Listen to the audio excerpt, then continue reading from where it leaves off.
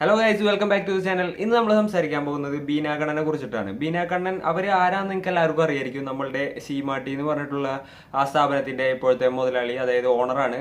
ഒരു one of the successful entrepreneur in Kerala എന്ന് പറയാം നമുക്ക്. അതായത് കേരളത്തിൽ തന്നെ വുമൺ ഓൺടർപ്രണേഴ്സിലെ ഏറ്റവും സൂപ്പറായിട്ട് ഏറ്റവും അടിപൊളിയായിട്ട് നിൽക്കുന്ന ഒരു ഓൺടർപ്രണർ ആണ് ബീന കണ്ണൻ. പറയാന്നുണ്ടെങ്കിൽ തന്നെ ഇന്ത്യയിലെ തന്നെ ഏറ്റവും മികച്ച ഡിസൈനർമാരിൽ ഒരാളാണ്. ഇന്ത്യയിൽ തന്നെ വേൾഡ് തന്നെ എടുക്കാന്നുണ്ടെങ്കിൽ ഏറ്റവും മികച്ച രീതിയിലുള്ള ഒരു ഫാഷൻ ഡിസൈനർ കൂടിയാണ്. സാരി ഡിസൈനിങ്ങിലാണ് പുള്ളിക്കാരി ഏറ്റവും കൂടുതൽ കഴിവ് തെളിയിച്ചിട്ടുള്ളത്. അതാണ് മെയിൻ സ്ട്രീം ആയിട്ടുള്ളത്. അപ്പോൾ എല്ലാവർക്കും അറിയായിരിക്കും അവരെ കുറിച്ചിട്ട്. അധികം നിങ്ങൾക്കറിയാത്ത അവരുടെ ലൈഫിനെ കുറിച്ച് ബാക്കി കാര്യങ്ങളൊക്കെയാണ്, അവരെങ്ങനെ ഈ ഒരു പൊസിഷനിലോട്ട് എത്തി എന്നുള്ളതിനെ കുറിച്ചിട്ടൊക്കെയാണ് നമ്മൾ ഇന്നോട് സംസാരിക്കാൻ പോകുന്നത്. ഇന്ന് മാർച്ച് 8 ഇന്നപ്പോൾ വുമൻസ് ഡേ ആയിട്ട് സ്ത്രീകൾക്ക് ഒരു ഇൻസ്പിറേഷൻ ആവേണ്ടത് തന്നെ ഒരു വ്യക്തിത്വമാണ് അവരുടേത്. അതായത് അവരൊരു അമ്മയാണ്, ഒരു ബിസിനസ് പേഴ്സൺ ആണ്, ഒരുപാട് അവാർഡുകൾ കിട്ടിയിട്ടുള്ള ഒരാളാണ്. അതേപോലെ തന്നെ വേൾഡിലെ ഞാൻ പറഞ്ഞില്ലേ one of the most popular sari designer കൂടിയാണ്. പോപ്പുലർ മാത്രമല്ല, അത്രയും അടിപൊളി ഡിസൈൻസ് ആണ് അവരുടേത്.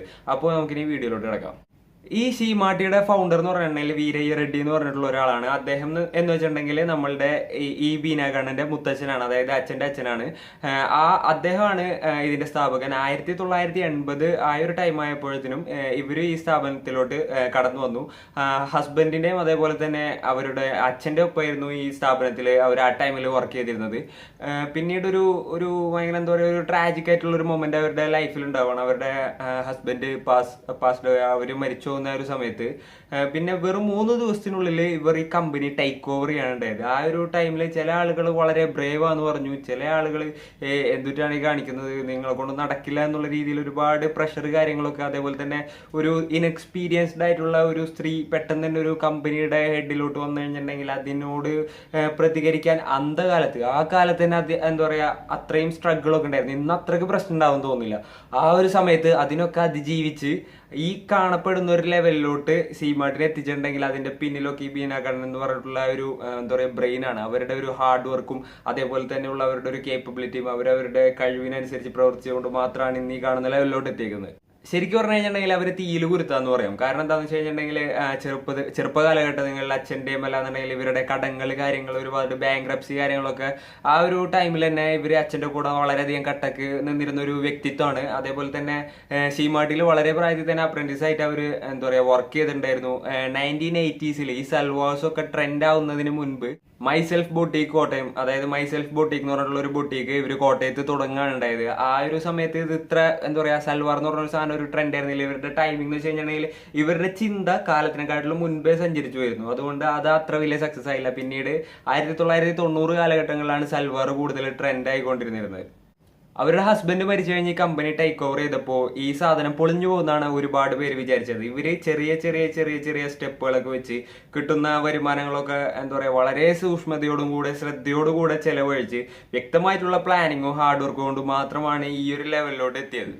അവര് മണിക്കൂറുകളോളം ഈ സിൽക്ക് പട്ടാതിനെ കുറിച്ചിട്ട് പഠിക്കാനായിട്ട് സമയം കണ്ടെത്തിയിരുന്നു എന്നാണ് പറയപ്പെടുന്നത്. അതേപോലെ തന്നെ നമുക്ക് പറയാം ബീന കണ്ണൻ എന്ന് വെച്ച് കഴിഞ്ഞിട്ടുണ്ടെങ്കിൽ നമ്മളുടെ കേരളം കണ്ടതിൽ വെച്ചിട്ട് ഏറ്റവും വലിയൊരു ട്രെൻഡ് സെറ്റർ എന്ന് പറയാം. ഈ ഒരു സാരിയുടെ ഒരു കാര്യത്തിൽ തന്നെ നോക്കാന്നുണ്ടെങ്കിൽ, അല്ലാന്നുണ്ടെങ്കിൽ ഒരു വുമൺ ഓൺടർപ്രണർ എന്നുള്ള ഒരു സെക്ഷനിൽ നോക്കാന്നുണ്ടെങ്കിൽ ഒരു ട്രെൻഡ് സെറ്റർ ആണെന്ന് തന്നെ പറയാം. കാരണം അവര് അതേപോലെ തന്നെ അവരുടെ ഷോപ്പുകളിൽ കാര്യങ്ങളിലൊക്കെ ഗ്ലോബൽ എന്താ പറയുക ലെവലിലുള്ള ഒരു ഷോപ്പിംഗ് അനുഭവം കൊണ്ടുവരാനായിട്ട് പല പല രാജ്യങ്ങളിൽ നിന്നും അവർക്ക് നല്ല കാര്യങ്ങൾ അഡോപ്റ്റ് ചെയ്ത് അത് കുറച്ചുകൂടി നല്ല രീതിക്ക് ഇംപ്ലിമെന്റ് ചെയ്തിട്ടാണ്. അതായത് അവരുടെ ഒരു ഷോപ്പിൽ വന്നു കഴിഞ്ഞിട്ടുണ്ടെങ്കിൽ വേൾഡ് ക്ലാസ് ഷോപ്പിംഗ് ഫെസിലിറ്റി, അതായത് അതേപോലുള്ള ഒരു ഇൻഫ്രാസ്ട്രക്ചർ ആണ് അവർ ബിൽഡ് ചെയ്തത്.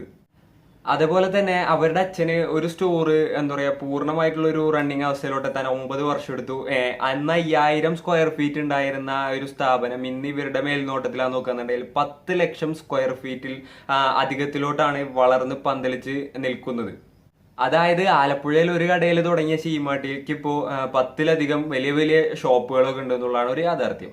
2005 മുതൽ വർഷവും 3 lines of bridal sari collection അവർ ഇറക്കുന്നുണ്ട്. അതായത് അവരുടെ ഒരു ബ്രൈഡൽ സാരീസിലാണ് അവർ ഏറ്റവും കൂടുതൽ അടിപൊളിയായിട്ട് നിൽക്കുന്നത്. അവരുടെ ഡിസൈനിങ് മികവ് തന്നെ തെളിയിച്ചിട്ടുള്ളത് അതിലാണ്. 2006 ഒരു ഗിന്നസ് അവാർഡും അവർക്ക് കിട്ടുന്നുണ്ടായത്. അതായത് സീമാട്ടിക്ക് ഒരു ഗിന്നസ് അവാർഡ് കിട്ടാണ്ടായത്. സംഭവം എന്ന് വെച്ചിട്ടുണ്ടെങ്കിൽ ഹാൻഡ് വീവ് ചെയ്തിട്ടുള്ള ഏറ്റവും ലെങ്ത് കൂടിയിട്ടുള്ള ഒരു സിൽക്ക് സാരി, അതായത് 500 മീറ്ററോളം നീളമുള്ള ഒരു സിൽക്ക് സാരിയാണ് ആ അവാർഡിന് അർഹമായിട്ടുള്ളത്. അവർക്ക് ഒരുപാട് അവാർഡ്സ് കാര്യങ്ങളൊക്കെ കിട്ടിയിട്ടുണ്ട്. ഒരുപാട് എന്ന് വെച്ച് കഴിഞ്ഞാൽ ഒരുപാട് അവാർഡ്സ് കിട്ടിയിട്ടുണ്ട്. ഫോബ്സിന്റെ വുമൺ പവർ ട്രെയിൻ ബ്ലേസർ എന്ന് പറഞ്ഞിട്ടുള്ള ഒരു അവാർഡിൽ ഇത്തവണ കേരളത്തിൽ നിന്ന് തന്നെ ആകപ്പാടെ സെലക്ട് ചെയ്യപ്പെട്ടിട്ടുള്ള ഒരു വ്യക്തിയാണ് ഈ ബീന കണ്ണൻ എന്ന് പറഞ്ഞിട്ടുള്ള അവര്, ആ ഒരു ബിസിനസ് വുമൺ. ഈ ഒരു അതായത് ഫോബ്സിൽ വരെ ലിസ്റ്റ് ചെയ്യപ്പെട്ടിട്ടുള്ള അത്രയും വലിയൊരു എന്താ പറയാ, നമുക്കൊക്കെ ചിന്തിക്കാൻ പറ്റുന്നതിൽ അപ്പുറത്താണ് അവരുടെ ഒരു കഴിവ് കാര്യങ്ങൾ.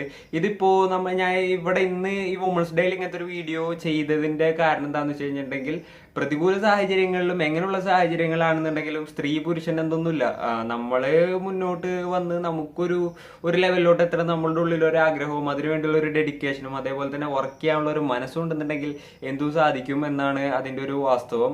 എന്താ പറയാ, നമ്മളുടെ ഒരു ട്രൂ പൊട്ടൻഷ്യൽ ഞാനും നിങ്ങളും അത് അച്ചീവ് ചെയ്തിട്ടുണ്ടാവില്ല, ബട്ട് നമ്മൾ എന്തെങ്കിലും അത് എന്താ പറയാ അച്ചീവ് ചെയ്യും. നമ്മൾ കണ്ടിന്യൂസ് ആയിട്ട് ശ്രമിച്ചുകൊണ്ടിരിക്കുകയാണെന്നുണ്ടെങ്കിൽ നമുക്ക് അതിന്റെ പകുതിയെങ്കിലും എത്താൻ പറ്റും. അങ്ങനെ എത്തുകയാണെന്നുണ്ടെങ്കിൽ തന്നെ നമ്മൾ ലൈഫിൽ സക്സസ് ആയിരിക്കും. അതിനൊരു ജെൻഡർ എന്നുള്ളൊരു ലെവലിൽ നമ്മളെ എന്താ പറയാ സ്ത്രീ ആയിട്ടുള്ള ഒരു വ്യക്തി ഞാൻ പുരുഷന്മാരെ അത്രയും അല്ല എന്നുള്ള ഉള്ളിൽ തോന്നി കഴിഞ്ഞു കഴിഞ്ഞാൽ തീർന്ന് അവിടെ കഴിഞ്ഞ്. അല്ലാതെ എനിക്ക് എന്റേതായ ഒരു വ്യക്തിത്വം ഉണ്ട്, എനിക്ക് എത്തേണ്ടടുത്ത് എനിക്ക് എത്താൻ പറ്റും എന്നുള്ള ഒരു ലെവലിൽ ചിന്തിക്കാന്നുണ്ടെങ്കിൽ എന്തും ആരെ കൊണ്ട് സാധിക്കും. ഇത്രയൊക്കെ തന്നെ ഇന്ന് വീഡിയോയിൽ പറയാനുള്ളത് guys. And it's me Razin signing off. Peace. പിന്നെ മച്ചന്മാരെ ചെറുതായിട്ടൊരു തലവേനുണ്ട്, അതിന്റെ ചെറിയൊരു പ്രശ്നങ്ങളൊക്കെ ഉണ്ട്. അപ്പോൾ ബൈ.